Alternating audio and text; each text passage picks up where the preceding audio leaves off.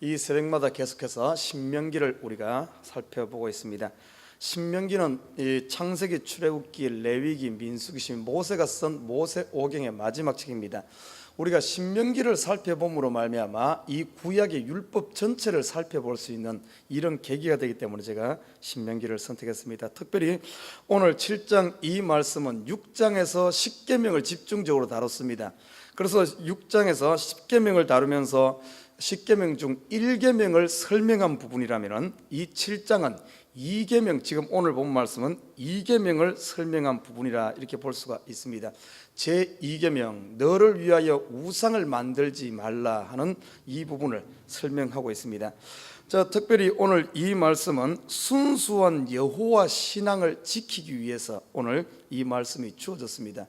우리 신앙은 순수해야 됩니다. 그래서 신앙에 대해서 이야기할 때 금 같은 믿음이다, 정금이다, 아니면 순금이다, 이런 표현을 합니다. 신앙이 순수하지 못하게 되면 바로 타락하기 시작합니다. 이 죄의 속성은 꼭 누룩과 같아가지고 조금만 빈틈을 주고 조금만 들어오면 그 전체를 변화시켜버리는 이런 역사가 있습니다. 그래서 신앙만은 순수해야 돼요. 지금 이 시대도 똑같습니다.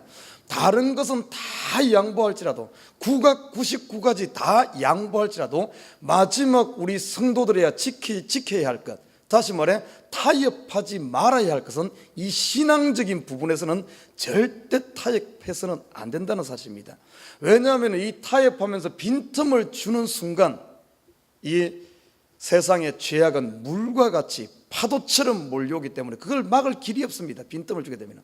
그래서 하나님께서 이 다윗이 범죄했을 때 가장 안타까워했던 것이 뭔가 하면 그 죄 자체보다도, 죄를 지었을 때 벌써 하나님께서는 그의 죄를 용서를 했습니다. 그러나 그 죄로 말미암아 우리아의 아내 사건으로 말미암아 그 가정에 사단에게 빈틈을 준 것, 이거에 대해서 굉장히 안타까워했습니다. 그 뒤로 보면은 이 다윗의 가정에 계속해서 재화가 끊이지 아니하고 이런 역사가 일어나지 않습니까? 이 타협하는 것이 문제예요. 그래서 오늘 본문에서는 그 부분을 집중적으로 다루고 있습니다. 순수하고 깨끗해라. 자, 오늘 본문에 보면 1절에 이렇게 말하고 있어요. 내 하나님 여호와께서 너를 인도하사 내가 가서 얻을 땅으로 들이시고 하며 가나안 땅으로 이스라엘 백성들을 인도할 것을 약속합니다. 그런데 그 가나안에는 벌써 가나안 7족속이 살고 있었습니다. 여기에 보면 7족속의 족속의 이름들을 쭉 이야기하고 있어요. 자, 영적으로 이걸 볼 줄 알아야 됩니다. 이 가나안 땅의 7족속이 다 차지하고 있는 상태. 그런데 이 가나안 땅은 벌써 하나님께서 심판하기로 심판하기로 결정되어진 죄가 관영한 이런 땅이 가나안 땅이었습니다. 이곳에 7족속이 채워져 있었다. 영적으로 우리가 볼 줄 알아야 됩니다. 7족속이 그곳에 살고 있었다는 것은 죄가 그 땅에 가득 찼다는, 7은 성경의 숫자 분석을 해보면 7은 완전수입니다. 다시 말해 완전하게 죄가 가득 차 있었기 때문에 심판만이 기다리고 있었던 땅이 이 가나안 땅입니다. 자, 그리고 좀 더 영적으로 깊이 보면은 이 땅은 무엇을 이야기하는가? 땅은 사람의 마음을 이야기하고 있어요. 바로 우리 사람의 마음, 우리 사람들 한 명 한 명이 가나안 7족속이 하나님께 범죄함으로 우상으로 말미암아 죄로 가득 차 있어서 심판의 대상만 되어 있었듯이 우리 사람의 상태가 바로 그런 상태라는 것을 보여주고 있습니다. 그래서 이것을 신약에서는 로마서에서 이렇게 말합니다. 의인은 없나니 하나도 없느니라.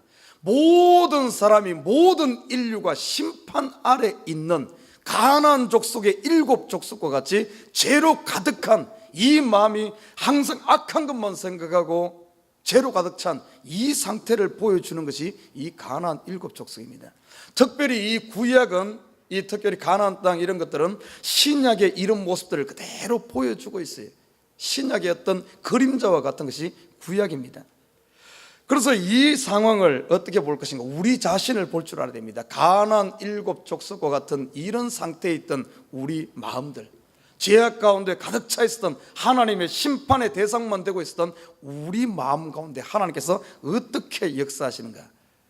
이 가나안 땅을 하나님께서는 이스라엘 백성, 자체 안에 있는 백성이 아닙니다. 그 죄악 가운데 있는 가나안 땅에 있는 7 족속 중에서 어떤 선을 행하고 그래서 그 땅을 정화하는 게 아니에요. 오늘 본문에 보면은 외부에 있던 이스라엘 백성, 그래서 아브라함과 이삭과 야곱이 그곳에 살았지만은 하나님께서는 아브라함과 이삭과 야곱을 그곳에서 빼내서 애굽에 도피하게 하고 애굽에 있다가 다시 그 땅을 점령하게 하는 이 모습들을 보게 됩니다. 원래 에덴 동산에서 하나님과 우리가 동행하지 않았습니까? 그러나 우리가 범죄했을 때 하나님의 신이 우리로부터 떠났습니다. 그죠? 우리로부터 떠났어요. 그리고 나서 하나님께서는 새롭게 우리 속에 오십니다. 참 묘하죠. 이게 참 기가 막히죠. 그죠? 이 가나안 땅에 보십시오. 이스라엘 백성들이 외부에 그들을 점령하는 거예요. 예수님께서 이 땅에서 구원을 완성하시고는 우리 속에 성령으로, 적은 힘으로, 씨앗으로 우리 속에 다시 들어오십니다. 가나안 땅이 지금 점령되는 거예요. 하나님의 영이 우리 속에 오셔서 어떤 역사를 일으키는가? 자, 이스라엘 백성들이 가나안을 점령하기 시작합니다. 점령하는데 어떻게 하는가 하면 이 7 족속에 대해서 그냥 놔두지 말고, 오늘 보면 2절에 보면은 내 하나님 여호와께서 그들을 내게 붙여 너로 치게 하시니 그때 너는 그들을 진멸할 것이라, 이렇게 말해요. 진멸할 것이라. 쉽게 말해 우리 속에 있는 죄성, 예수 그리스도의 성령이 들어오고, 성령이 들어올 때 우리가 마음을 열고, 보십시오. 가나안 땅 점령할 때 그들을 영접하고 마음을 열고 받아들인 사람이 있었죠. 여리고성을 점령할 때 누가 그랬습니까? 기생 라합이 그렇게 하지 않았습니까? 기생 라합이 그들을 영접했습니다. 우리가 마음을 열고 하나님을 영접한 거예요. 예수 그리스도의 성령을 영접했습니다. 자, 우리 속에 벌써 성령이 들어와서 진을 치고 있어요. 그래서 우리 마음은 어떤가? 기생 라합과 같아. 우리 마음이 성령과 연합해가지고, 그래서 보십시오. 기생 라합이 예수님의 족보에 들어오는 이런 역사가 일어나잖아요. 우리 마음이 성령과 연합해서 이제 해야 될 일은 뭔가 하면은 내 마음을 점령해야 돼. 그런데 오늘 본문에 보면은 진멸하라 그랬어요. 타협하지 말라는 겁니다. 타협하면 안 됩니다. 우리 마음이 성령과 온전히 연합해야지, 우리 마음이 내 속에 있는 이 죄성과 타협해서는 결코 안 된다는 사실입니다. 그리고 오늘 본문에 보면 가나안 땅에 7 족속이 있었다, 이렇게 하면 이 죄악된 심판의 대상만 되는 7 족속이 있었듯이 우리 마음에도 그래요. 우리 마음에도 심판의 대상이 되는, 반드시 버려야 하는, 배설물같이 버리고 쫓아내야 할 우리 마음 속에, 원래 이 가나안 땅의 주인들처럼 7 족속이 행하고 있잖아요. 우리 마음에도 그런 것들이 있습니다. 갈라디아서 5장에 보면은 육체의 일은 현저하니 반드시 쫓아내야 되고, 성령과 이게 타협해서 같이 있을 수가 없는 거예요. 우리 마음에 하나님의 영, 성령과 이런 더러운 가나안 족속과 함께 할 수 없듯이, 이스라엘 백성들이 가나안 7 족속과 함께 할 수 없듯이 우리 속에 함께해서는 안 되는 이런 성품들이 있다는 겁니다. 가나안 족속과 같은, 첫째는 음행과 우상 숭배와 분냄과 원수 맺는 것들, 시기 분쟁이라든지 당짓는 것들, 방탕한 것들, 거짓, 미움, 이런 가나안 7 족속과 같은 이런 성품들, 이런 것들은 다 쫓아내야 됩니다. 그래서 이런 거에 우리가 지지 말고 성령과 타협함으로 말미암아, 성령과 연합함으로 말미암아 성령의 열매를 맺어라. 갈라디아서에서는 그렇게 이야기하고 있습니다. 자, 오늘 본문을 보면 참 강한 표현들을 사용하고 있어요. 뒤에 보면은 뭐 진멸하라, 헐라, 어떤 무슨 깨뜨리라, 불사르라, 찍어라, 아이고 겁나는 표현들 사용하고 있습니다. 우리가 나와의 싸움, 여러분 자기와의 싸움에 대해서는 냉철해야 돼요. 그러나 우리는 어떻습니까? 자기한테는 너무 부드러워, 너무 관대해. 그런데 다른 사람한테는 왜 그래 어떤 칼과 같은 잣대를 갖다 대는지 모르겠어요. 이거 그러면 안 됩니다. 칼과 같은 잣대, 냉철한 잣대는 어디에다 갖다 대야 되는 줄 압니까? 자기에게 갖다 대야 돼. 오늘 본문을 보면은 이스라엘 백성들에게 이런 찍어라, 불사르라, 뭐 깨뜨리라 이런 표현들을 어디다 쓴 줄 알아요? 가나안 7 족속에 대해서는 이런 강한 표현을 써서 타협하지 말고 완전히 박살내라는 겁니다. 이 말은 가나안 7족속은 다른 게 아니에요. 이스라엘 백성들이 들어가서 살 땅이에요.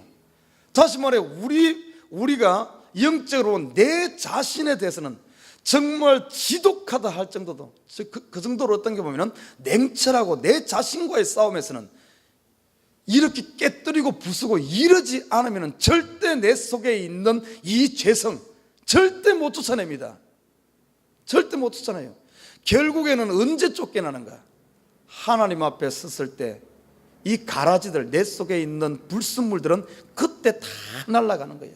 근데 문제는, 안타까운 거는 뭔가 하면은 이 땅에서 그 무거운 것들, 그 쓸데없는 것들, 정말 내 속에 채워야 될 건 하나님의 성품, 그리스도의 성품, 값진 성령의 열매들이 채워야 되는데, 열매들, 어떤 이 불순물들, 껍데기가 가득 곡간을 채우고 있으면은 이런 것들을 채울 자리가 없어요. 평생 짊어지고 하는데 하나님 앞에서 다 쓰레기와 같이 다 불려 버림받다면 어떻게 되겠습니까? 알곡을 짊어지고 가야죠. 알곡을, 그리스도의 성품을 닮은 알곡을 짊어지고 주님 앞에 가야지 천국 창고에 드리고 상급을 받죠. 쓸데없는 거 지고 가서야 되겠습니까?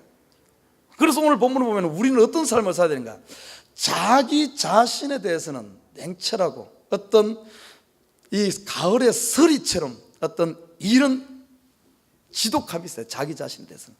그 대신에 남에 대해서는 어쩌야 되는 줄 압니까? 남에 대해서는 관대해야 돼. 성경적으로 보면은 가나안 족속에 대해서는 이렇게 어린아이부터 나이 든 사람까지 모두를 다 쫓아내고 진멸하라 그랬지만은 그 이웃에 있는 나라들과는 그렇게 하라 그러지 않았어요.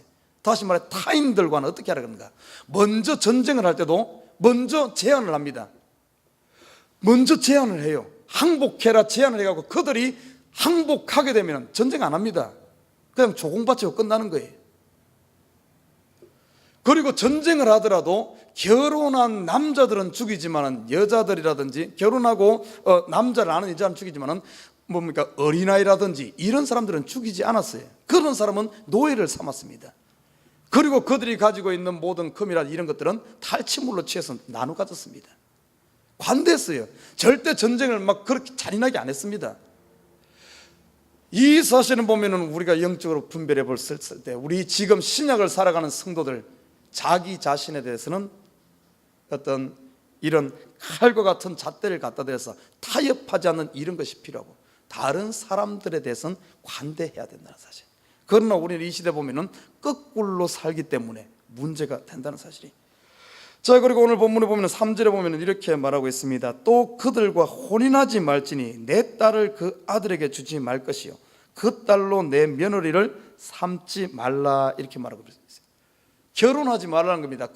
지금 이 말은 어떤 말입니까? 우리 지금 신학적인 언어로 표현한다면 어떤 말인가 하면 여러분 속에 있는 잘못된 속성들, 잘못된 성품들, 우리는 그걸 내 성질이다 이렇게 말하는데 잘못된 성질 그거 내 것 아니에요. 그 예수의 그 성령이 들어온 사람들은 잘못된 성질을 고쳐야 됩니다. 그 성질이라고 그렇게 생각하면 자기 성품이라고 생각하면서 그것과 결혼해서 내 것인 양 함께 살아서는 안 된다는 겁니다. 죄성이 있고 잘못된 것은 과감히 잘라버려야지. 오늘 본문에 보십시오. 그들과 혼인하지 말라. 혼인한단 말은 한 몸이 되어지고 하나가 되어진다는 거예요. 죄악된 잘못된 것과 하나 되지 말한 겁니다. 새로운 땅, 하나님께서 주신 땅은 거룩하게 구별해서 거룩하게 드려야 돼요. 이스라엘 백성들과 죄악된 가나안 백성들은 전혀 다른 겁니다. 타협할 수 없는 거예요. 우상과 하나님이 타협할 수 없듯이 가나안 백성과 이스라엘이 타협해서는 안 된다는 겁니다. 우리 속에 하나님의 성령이 들어왔을 때는, 하나님의 성품이 들어왔을 때는 내 속에 가지고 있는 이 죄성들, 잘못된 것을 쫓아내야지, 바꿔야지, 변화되어야지. 로마서 12장 1절에 그랬잖아요. 참된 예배는 변화되는 거예요. 변화되는 것. 우리 계속해서 변화된 트랜스폼 되어 가야 됩니다. 트랜스폼. 바꿔져야 돼요. 여전히 똑같이 옛날 것 잘못된 것 그것이 내 것인 양 함께 살아서는 하나님의 성령의 열매를 맺을 수도 없고 하나님의 성령이 강하게 역사할 수도 없다는 사실입니다. 이런 것들 다 불살라버리고 쫓아내고 찍어야 돼요. 그래서 여러분 보십시오. 사도 바울 보십시오. 사도 바울이 예수 그리스도를 영접하고 나서는 자기 자신에 대해서 얼마나 우리가 생각해서 잔인하다 할 정도로, 야, 저 사람 사도 바울 독하다 할 정도로 자기 자신에 대해서는 그렇게 냉철했습니다. 그래서 사도 바울이 로마서에서 고백하기를 나는 매일 죽노라 이렇게 고백해요. 매일 십자가 앞에서 자기 자신 눈물 흘리면서, 사도 바울이 눈물 흘리는 건 자기 자신과의 싸움이에요. 그래서 얼마나 강하게 싸웠던지 로마서 7장 마지막 부분에서는 이렇게 말합니다. 오호라 나는 공고한 사람이로다. 오호라 나는 공고한 사람이다. 내가 이렇게 어떻게 보면 오늘 이스라엘 백성들이 가나안 땅에 들어가서 정말 처절하게 싸워서 그들을 쫓아내듯이 사도 바울은 자기 자신과의 싸움에서 오호라 나는 공고한 사람이로다 하면서 예수 앞에서 자기와의 이런 싸움을 했어요. 그렇기 때문에 사람들 앞에 섰을 때 정말 너희는 나를 본받으라 할 수 있었던 겁니다. 왜? 사도 바울이 그만큼 예수 그리스도의 성품을 담고 예수를 닮아갔기 때문에 사람들에게 너희 나 본받아라 이렇게 말했어요. 그러나 그 돌아서면 그 속에서는 정말 십자가 앞에서 자신과의 처절한 싸움이 있었다는 겁니다. 가나안 땅에서 이런 싸움이 있어야만, 이렇게 해야만 이스라엘 백성들이 가나안에서 참된 평안을 누릴 수 있는 겁니다. 우리 성도들이 자신과의 싸움에서 승리해야만 참된 샬롬의 평화가 우리에게 주어져요. 그리고 하나님의 주신 이런 복들을 마음껏 누릴 수 있다는 사실입니다. 여러분, 자기 자신의 잘못된 성품, 이거 내 것 아니에요. 이거 쫓아낼 대상이지 이것과 결혼하지 마시길. 내 것인 양 생각하고, 아이고 그 부모님으로부터 태어날 때부터 나는 성질이 이 개떡 같았다고 그러면서 나는 개떡같이 사는 것이 팔자가 아니야. 예수 믿는 사람은 그거 바꿔야 될 줄 믿습니다. 성질 급한 사람들 십자가 앞에서 죽여요. 좀 참아. 교회에서 자기 성질 다 부리면은 자기는 기분이 좋을지 몰라. 나는 속이 시원할지 몰라. 그런데 옆에 있는 사람들 다 싹쓸이 하는 거예요. 싹쓸이. 독한 말로 하면 다 죽이는 거예요. 나 살겠다고 다른 사람 다 죽이는 것은 예수 믿는 사람이 할 짓이 아니에요. 내가 죽어서 다른 사람을 살리는 것이, 하늘의 미랄이 썩어서 살리는 것이 우리가 할 일이지, 나 살겠다고 사람들 다 죽이셔야 되겠습니까? 가정에서도 똑같아요. 가정에서도 남편과 아내가 나는 태어날 때부터 성질이 급하고 성질이 못됐어, 그래서 내 멋대로 살아봐요. 가정 다 어떻게 파괴하지. 자기 사는 것 같지만 자기 사는 것 아니야. 우리 믿는 사람들이 내 멋대로 산다고 해서 그게 사는 게 아니에요. 참으로 예수가 나를 점령하고 성령 안에서 살 때 참된 평안이 오는 거지, 내 성질대로 다 산다고 해서 그것이 평안이 오는 줄 압니까? 잠시 폭발시킬 때는 뭔가 시원한 것 같아. 돌아서 봐요. 다시 더 큰 사단이 물밀듯이 세상이 몰려와서 오히려 나를 불안하게 만들어, 후회하게 만들고. 그런데 안타깝게도 3절에 보면 어떤 말을 써요? 혼인하지 마라 이렇게 분명히 하나님께서는 이스라엘 백성들에게 이야기했는데 얼마 못 가서 누가 이 가나안 족속과 혼인한 줄 압니까? 솔로몬이 그럽니다. 솔로몬은 한 명도 아니요, 첫 번째 자기 왕비로 삼은 부인을 어디서 데리고 온 줄 알아요? 애굽에서 데리고 왔어. 그런데 애굽에서 데려온 건 조금 좀 다른 개념이에요. 가나안 족속과 혼인하지 말라는 게 포커스고, 물론 이방 여인과도 하지 말라 그랬지만 가나안 족속이에요. 그러나 이 솔로몬이 애굽의 바로의 공주를 데리고 왔을 뿐만 아니라 그 부인들 이야기 보면은 이 가나안 족속에 남아 있었던 그 족속의 여인도 데려왔습니다. 그리고 주변에 있는 여인들 다 못된 짓이란 못된 짓은 다 했어요. 한 명도 아니고 얼마나 많이 했는 줄 알아요? 700명의 부인을 데리고 와요. 700명. 그것도 모자라서 300명의 컨큐바인 첩까지 둔 거예요. 1000명. 여러분, 그냥 우연히 1000이라는 숫자를 우연으로 보지 말아요. 성경의 1000을 분석해 보면 완전 수입니다. 솔로몬이 1000명의 부인을 데리고 와 살았다, 이 말은 하나님 말씀 안에 사는 것 같지만은 이분이 이 결혼에 대해서 세상과 타협하는 데 대해서 완전하게 죄악 가운데 빠진 것을 이야기합니다. 그러니까 솔로몬이 보십시오. 하나님의 선지자가 2번씩이나 나타나서 그에게 했지만은 그가 죄악 가운데로 가는 거예요. 그러니까 결국에는 그 나라에 12지파 중에 10지파가 북쪽 이스라엘로 뛰어가서 결국에는 북쪽 이스라엘 뛰어가자마자 그는 나라를 세우자마자 금송아지를 세우고 완전히 혼돈 속으로 빠져드는 이런 모습들을 보게 됩니다. 이 안타까운 사실은 이 결혼, 이 뭡니까? 그래서 어떤 결혼한다는 말은 하나 되어지는 것을 이야기해요. 우리 속에 있는 이런 죄악, 하나 되면 안 되면 쫓아내야 될 대상이란 사실. 그리고 아까 말했듯이 오늘 본문에 보면은 어떤 표현을 하고 있는가 하면은 5절에 보면 이런 말이에요. 오직 너희가 그들에게 행할 것은 이라니 그들의 단을 헐며 주상을 깨뜨리며 아세라 목상을 찍으며 조각한 우상을 불사를 것이니라. 참 독한 표현 쓰죠, 그죠? 성경에 좀 부드러운 표현 쓰면 좋을 텐데 이런 찍으며 막 이런 제가 지난 수요일 날 이 부분에서 설명을 했어요. 예수님께서 복음 전가하시면서 그런 말씀했어요. 너희 눈이 범죄케 하거든 어떻게 하라 그랬습니까? 눈을 빼버리라 그랬어요. 너희 손이 범죄케 하던 손을 찍어버리라. 어떻게 이런 독한 표현을 쓸 수 있을까? 눈을 빼고 손을 찍고 다리를 잘라버리고 또 막 귀도 잘라버리고 막 이빨 빼고 막 혀 잘라버리고 이러면 어떻게 되겠어요? 너무 무서운 표현 쓰고 있어. 자, 그런데 거기 가만히 보면은 네 눈이 범죄하면 네 끈은 빼내고 네 끈은 잘라버리라 그러지만은 네 아내가 범죄하거든 네 아내 손 잘라버려 이런 말은 하지 않아요. 남의 거 자르라는 소리 안 합니다. 자기 거에 대해서는 이렇게 강한 표현하는 거예요. 어떤 의미겠습니까? 바로 오늘 본문과 일맥상통하는 말씀입니다. 이 가나안에 대해서 이런 것, 어떤 우리 자신과의 싸움에서 이런 강한 잘라버리고 빼버리는 것은 완전히 된 결단 아닙니까? 다시 말해 죽는 것 아니에요. 포기하는 것 아닙니까? 우리가 이런 마음으로 신앙생활, 자기 자신에 대해서 신앙생활 하지 않고서는 절대 하나님의 성민으로서 제대로 못 산다는 거예요. 하나님이 주신 복을 누리지 못한다는 겁니다. 여러분 어떻습니까? 여러분 그렇게 과연 우리가 나 자신에 대해서 그렇게 살고 있습니까? 이게 신앙이에요. 예수님께서 왜 십자가 졌습니까?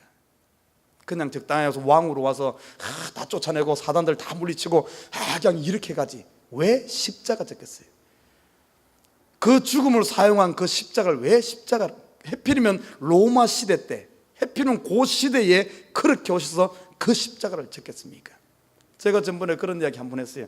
인류 역사상 가장 어떤 처절한, 가장 악독한 처형 방법이 뭔가 하면 십자가형입니다. 그전에는 참수형이 많았고 지금은 이제 뭐 인격을 생각해서 교수형 아니면은 이 뭡니까 이 약으로 극약으로 이렇게 하는 방법은 뭐 전기의자 이런 거지만 가장 처절하게 좀 여러분 보세요. 총살이나 이런 건 한순간 죽습니다. 독약도 그러고 교수형도 그러고 한순간에 그냥 가는 겁니다. 참수형도 그래요. 목을 자르는 참수형도 한순간 고통 없이 거의 사람을 죽이는 이런 법으로 사람을 죽이는 것은 고통 없이 빨리 죽입니다. 그러나 십자가형만은 그러지 않았어요. 이것은 고통의 극에 달하게 합니다. 우리 몸에 있는 피과 물을 다 빼서 결국에는 기절해서 죽게 하는, 기절해서. 아니면 너무 그 충격에 의해서 너무 그냥 죽는 것도 아니에요. 오래 가는 사람은 2일, 3일씩 간다 그래요. 그만큼 사람의 그걸 어떻게 보면 가장 처절하게 죽이는 방법이 그 시대의 그 십자가 방법이에요. 해필이면 그때의 예수님께서 하나님께서 보내서 우리가 겪을 수 있는 우리 속에 있는 이 죄는 가장 악독한 것, 이 죄의 결과는 가장 인류 역사 가운데 가장 우리가 생각할 수 있는 가장 처절하고 가장 이것이 뭔가 하면 죄의 결과예요. 그 십자가의 영을 보여주는 것은 다른 말로 표현하면 지옥의 고통이 그 십자가의 형 그게 계속 되어지는, 너희가 거기 가면 안 되기 때문에 예수님께서 그걸 보여주면서 그걸 예수님 우리가 짊어져야 할, 영원히 지옥에 가야 영원히 십자가에 달려서 고난받아야 할 그 고통을 예수님께서 대신 짊어진 겁니다. 그 지고 우리를 거기에 있어야 할 우리를 생명으로 옮긴 거예요. 우리 한번 생각해. 이 어떻게 보면은 오늘 이 자기 자신에서 이런 어떤 매일매일 우리 자신을 십자가에 못 박아야 됩니다. 그래야만 우리가 부활의 참에 우리가 자유함을 누릴 수가 있어요. 그렇지 않고 이것을 적당하게 넘어가는 순간, 나에 대해서 적당한 순간, 적당하게 사는 순간 어떤가 하면은 이스라엘 백성이 안타깝게도 가나안 정복할 때 적당하게 해버렸어요. 그들을 찍고 부수질 못하고 그냥 타협해버리고 어떤 역사가 일어났어요. 그들이 사사기를 거치면서 350년 동안, 아니 이스라엘 역사 계속 어떤가 하면은 이것 때문에 블레셋에게 고난당하고 계속해서 환란이 끊이지 않고, 정말 이 약속의 땅 아닙니까? 적과 꿀이 흐르고 그곳에서 행복을 누려야 할 이스라엘 백성들이 오히려 계속 전쟁을 맛보면서 이렇게 살지 않습니까? 샬롬이 아니라 오히려 전쟁 가운데 살았던 거예요. 평안이 아니라, 기쁨이 아니라, 감사함이 아니라 오히려 이 속에 항상 혼돈 속에서 산 모습을 보게 됩니다. 자기 자신에 대해서 적당하게 사는 사람일수록 신앙생활하는 게 힘듭니다. 자기 자신에서 어떻게 보면 이런 결단력 있는 사람일수록 예수님께서 주신 십자가 지시고 부활하셨듯이 예수님이 주신 참된 평안을 누리는 거예요. 이 신앙의 맛을 압니다. 여러분 어떻습니까? 한번 그 점검해 보세요. 여러분 예수 믿는 것이 너무 자유롭게 너무 행복하고 너무 쉽습니까? 할렐루야. 그러나 예수 믿는 것이 왜 이래 뭐 하지 말한 것만 많고 왜 이렇게 짐이 되고 왜 이렇게 힘듭니까? 왜 그런 줄 알아요? 내가 나를 안 잘라버려서 그래. 찍어버리지 않았기 때문에, 내 죄성이 여전히 있기 때문에 모든 것이 부담으로 느껴지는 거예요. 예수님께서 우리에게 주는 짐은 무거운 짐이 아니에요. 가벼운 짐입니다. 가벼우라고 주는데 우리는 그것을 무겁게 받아들여요. 왜 그런 줄 알아요? 오늘 이 우상들을 찍지 않고 불살하지 않아서 그렇습니다. 사랑하는 우리 식구 여러분, 나는 여기에 새벽에 있는 식구들이 오늘 이 말씀을 정말 마음에 새기고 내 자신에 대해서 정말 예리한 칼로 자르듯이 여러분 자신에 대해 매일매일 십자가 앞에서 죽는 저와 여러분 되시길 주님의 이름 부탁드립니다. 십자가에 죽는 자만이 그리스도의 부활에 참여하는 거예요. 하나님 우편하는 영광에 들어갈 수 있다는 사실입니다. 오늘 이 새벽에도 십자가 앞에 서십시오. 그래서 내 마음을 그 앞에 쏟아 놓으시길 주님을 부탁드립니다. 그러면은 이 예배당을 나갈 때 여러분의 뒤를 보면은 날개가 달릴 거예요. 오늘 하루는 날개를 달고 날아가는 이런 참된 평안을 누리는 저와 여러분 되시길 주님 부탁드립니다.